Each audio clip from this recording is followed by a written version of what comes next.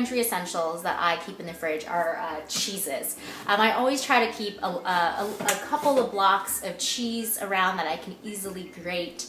For those that don't eat dairy, clearly this doesn't apply to you unless you're into some soy cheese.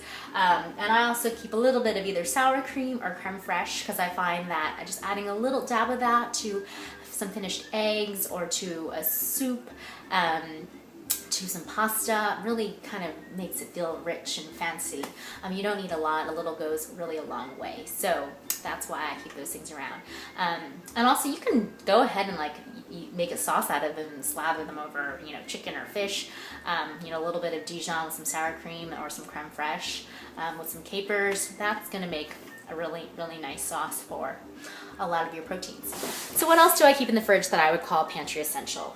Eggs. Always keep some eggs on hand, because if you have eggs, means you always have a meal on hand. Whether it's a really basic, just a couple fried eggs, or something fancier like an omelet with some cheese and finished with some herbs.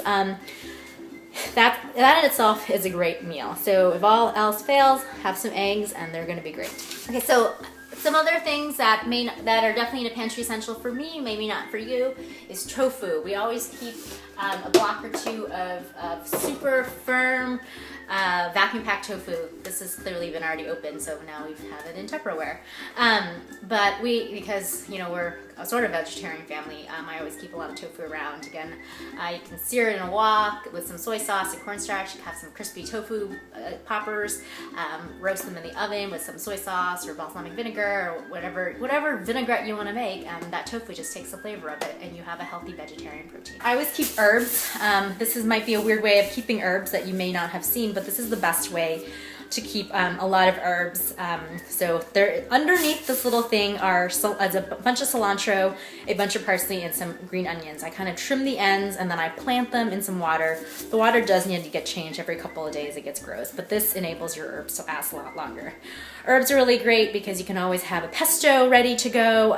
You can throw them a little bit, chop up over any dish, and just add some brightness and a nice finish to a lot of things. I showed you how I keep my herbs, but inevitably herbs do go bad and you might have some left and you gotta figure out what to do with it. So before they go bad, what I do every week is I kind of do a kind of check through of the herbs, see what is kind of needing to go.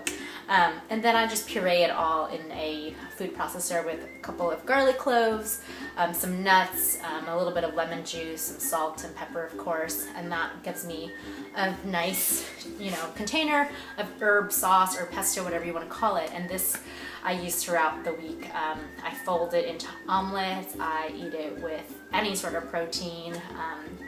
I throw it a little bit into a salad. You can thin it out with a little bit of olive oil and make a dressing with it, and dress some grains or dress some roasted vegetables, whatever you want. So this is always just kind of nice to have on hand. And if you have a lot and you don't really think you're going to go through all of it, freeze what you don't think you're going to use immediately.